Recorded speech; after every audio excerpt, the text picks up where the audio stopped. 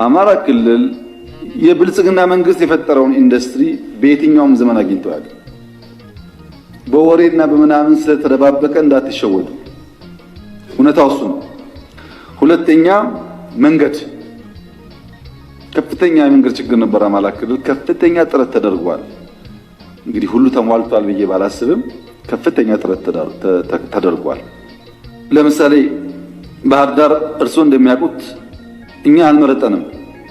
ልክ እንደ ቁጫ እንደ ሰላም በር ግን በስራ ማሳየት ስላለብን በኢትዮጵያ ሰርተን የማናውቀውን ድልድይ የሰራነው ባህር ዳር 30 ገደማ ኪሎ ሜትር መንገድ የምንሰራው ባህር ዳር ከተማ ነው። የኮሪደር ልማት የምናለማው ባህር ዳር ከተማ ነው። ኢንዱስትሪያል ፓርክ የሰራነው ባህር ዳር ከተማ ነው። ለምን? ህዝባችን ያ ሰርቪስ ይገባዋል ብለን ስለምናምን።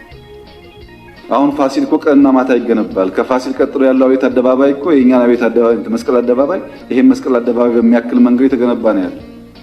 ፒያሳ እኮ ያሸበረቀ ነው ያለው። ጎንደር እውነተኛ ቦታዋን እኮ እየያዘች ነው። መገጭ እኮ 18 ዓመት ከቆመ በኋላ 7 ቢሊዮን ብር መድበን ቀንና ማታ ይሰራል። ሐይቅ ዘመናችን በሙሉ የነበረ ነው የምታውቁት ነው። ሐይቅ አሁን እኮ ነው በገበታ ለትውልድ ይሰራን ያለው። ጎርጎራን እኮ ሰርተን አሳይተናል።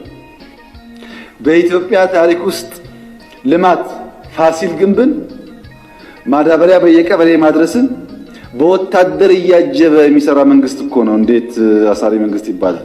ልማት በወታደር ጠብቆ የሚያሰራ ተቀናቃኝ የሚባል ደግሞ ልማት የሚያደናቅፍ ተማሪዎች የሚያደናቅፍ። ይህን የአማራ ህዝብ በደንብ ይገነዘባል፣ ያስተውላል። ህዝቡን የእርሱን ያህል ብዬ ባልዳፈርም አውቀዋለሁ። አስተዋይ ህዝብ ነው። ማን እንደሚሰራለት ማን እንደሚያወራለት ያውቃል።